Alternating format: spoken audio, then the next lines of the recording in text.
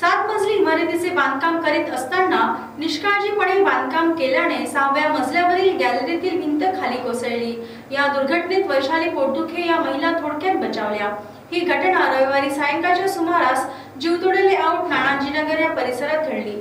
या भागात 7 मजली इमारतीचे काम सुरू आहे, परंतु सदर बांधकाम करीत असताना सुरक्षेसंदर्भात कुठलीही काळजी घेतली जात नसल्याचे येथील स्थानिक नागरिकांचे म्हणणे आहे।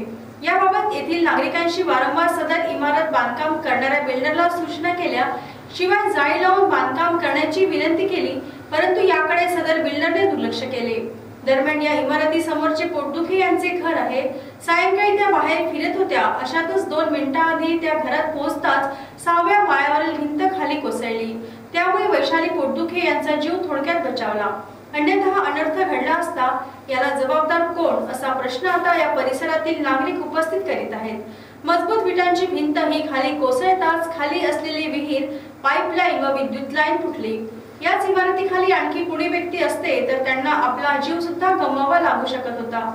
शहरात अनेक ठिकाणी अशा मोठमोठ्या इमारतींचे बांधकाम होत असताना सुरक्षेसंदर्भात कुठलीही खबरदारी घेतली जात नाही, तेव्हा यावर कारवाई कोण करणार असा प्रश्न नागरिक उपस्थित करीत आहेत। दरम्यान या सर्व घटनेबाबत वैशाली पोटदुखे यांनी लाईव्ह चंद्रपूरला दिलेली ही माहिती।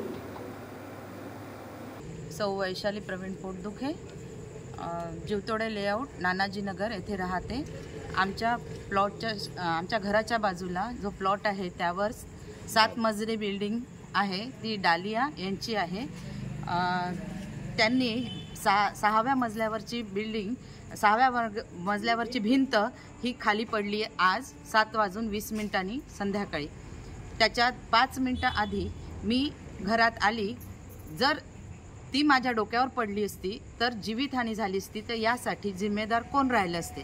आणि या बिल्डरला आम्ही वारंवार सूचना केली की नेट लावून काम करावे, परंतु त्यांनी आमचं एकही ऐकलं नाही आणि आत्तापर्यंत 6वा मजला झाला तरीही नेट लावलेली नाही। तर आजचा जो हादसा आहे, जर त्यामध्ये जर कोणाचा जीव गेला असता तर यासाठी जिम्मेदार कोण राहिले असते। हे विहिरीवर ते पडलेले आहे पूर्ण, आणि जिथे वीट पडली आहे ना त्याच ठिकाणी मी 2 मिनिटं आधी उभी होती, अगदी 2 मिनिटं आधी, आणि जशी आतमध्ये गेली तसा हा हादसा झालेला आहे। घराच्या दरवाजापर्यंत त्या विटा आलेल्या आहे, अगदी एंट्रन्स पर्यंत ती गेलेली आहे, आणि इलेक्ट्रिक लाईन सुद्धा तुटलेली आहे। आमची पाईपलाईन, इलेक्ट्रिक लाईन आणि एवढ्या मोठ्या विटा खाली पडलेल्या आहेत। हे डालिया आणि भरतराजा यांचं आहे।